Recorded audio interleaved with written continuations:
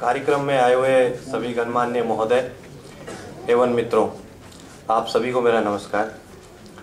मैं सुनील धर, पनून कश्मीर का कार्यकर्ता, पिछले 23 साल से पुणे महाराष्ट्र में विस्थापित हूँ। जैसा कि आप सब लोग इस पनून कश्मीर की होमलैंड मूवमेंट से पूर्णतः परिचित ही हैं और मैं आशा करता हूँ कि आप सब लोग इसमें अपने अपने स्तर पर सहयोग दे ही रहे होंगे। आज मैं यहाँ बदलते परिप्रेक्ष्य में होमलैंड मूवमेंट में युवाओं के योगदान पर अपने विचार व्यक्त करना चाहता हूँ। दुनिया का इतिहास इस बात का साक्षी रहा है कि कोई भी मूवमेंट, कोई भी क्रांति बिना युवाओं के सहयोग से आगे नहीं बढ़ पाई।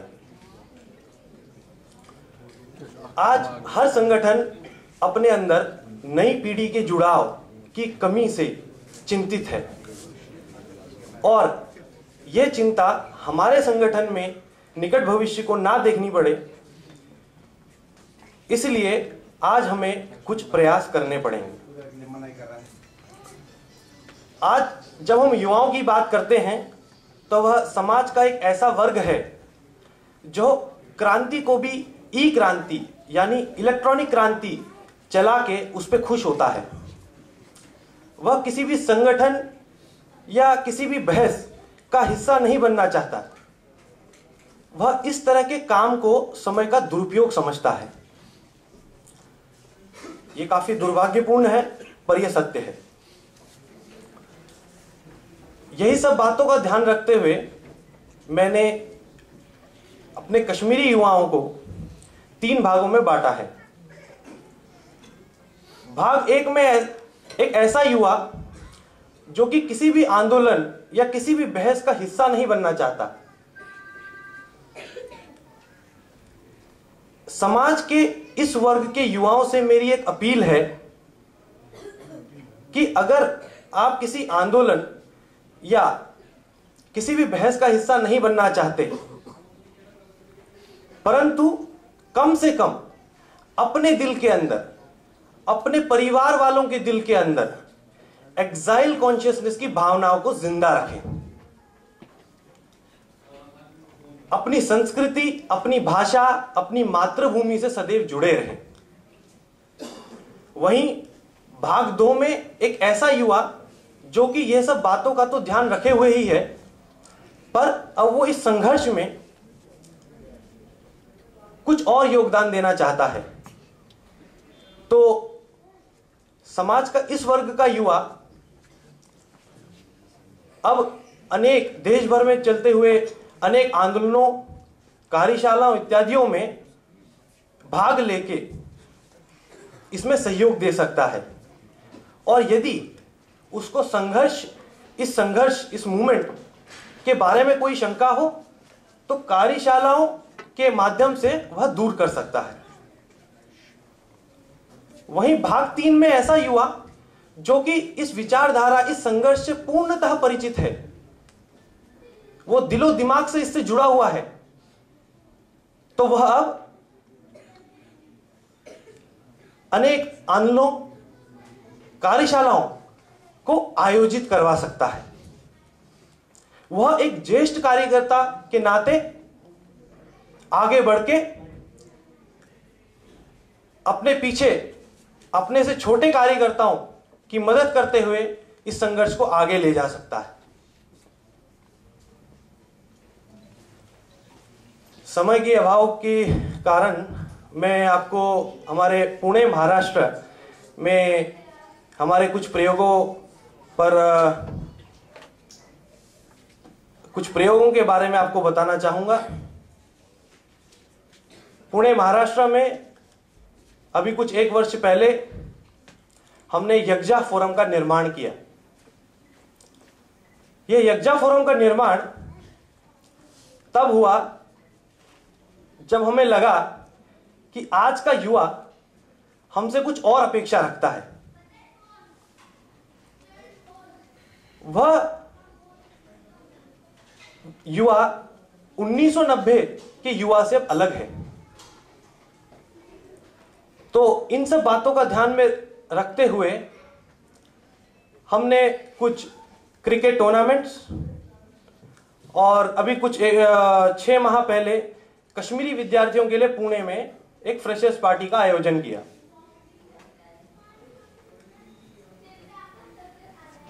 इस फ्रेशर्स पार्टी से काफी अच्छा प्रतिसाद मिला। वहां पे आए हुए कश्मीरी विद्यार्थियों ने हमें हमारे द्वारा संचालित अलग अलग कार्यक्रमों के बारे में विवरण मांगा।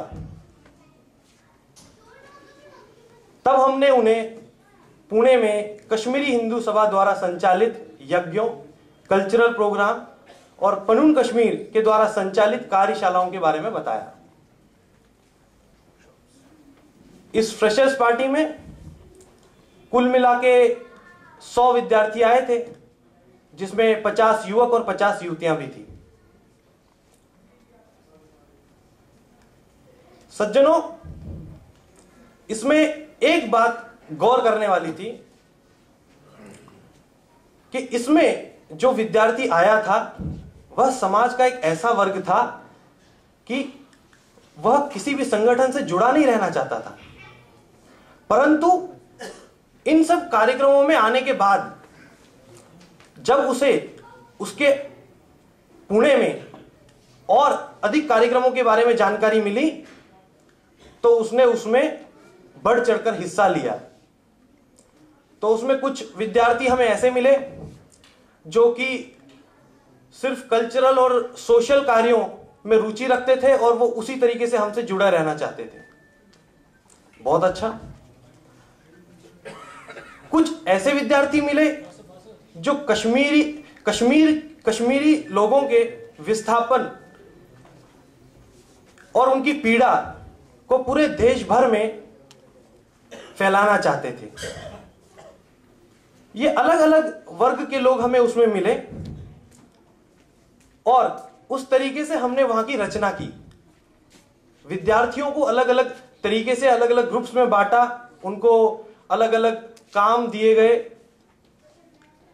और वो आज बहुत ही जोश के साथ उसमें अग्रसर रह के वो कार्य कर रहे हैं।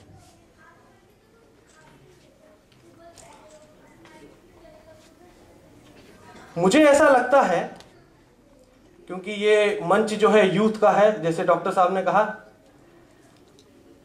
तो एक यूथ होने के नाते और उसमें भी एक कश्मीरी होने के नाते मुझे ऐसा लगता है कि इस तरह के कार्यक्रम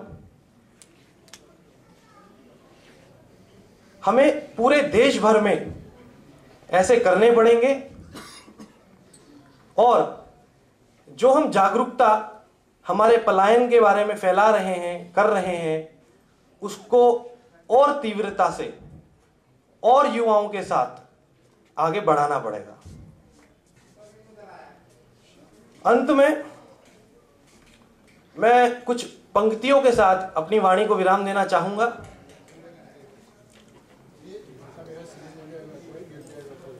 हो पीर ऐसी की, पीर मतलब दर्द, हो पीर ऐसी की पर्वत सी पिघलनी चाहिए, हो पीर ऐसी की पर्वत सी पिघलनी चाहिए, इस हिमालय से अब नई गंगा निकलनी चाहिए। हो पीर ऐसी की पर्वत सी पिघलनी चाहिए, अब इस हिमालय से नई गंगा निकलनी चाहिए। और सिर्फ हंगामा खड़ा करना मेरा मकसद नहीं है, और सिर्फ हंगामा खड़ा करना मेरा मकसद नहीं है।